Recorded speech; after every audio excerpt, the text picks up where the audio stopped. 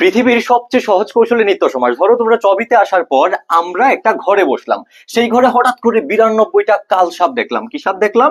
কাল সাপ দেখলাম। কাল সাপ দেখা মাত্র বা দর্শন মাত্র কি করলাম, একজন কাপুরুষ অর্থাৎ একটা ছেলে সে ভয় পেয়ে স্থান ত্যাগ করলো। কি করলো?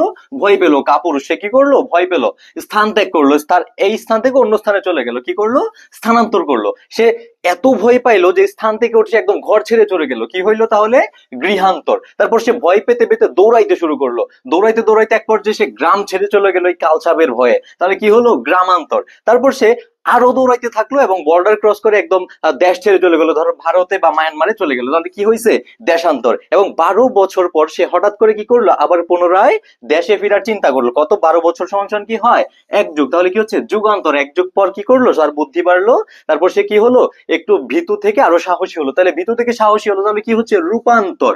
তারপর রূপান্তর। তারপর সে দেশে যখন আসলো সে আবার কালসাপ দেখলো, কিন্তু এইবার আর সে ভয় পেল না, কিন্তু কালসাপ তাকে ছোবল মেরে কি করলো?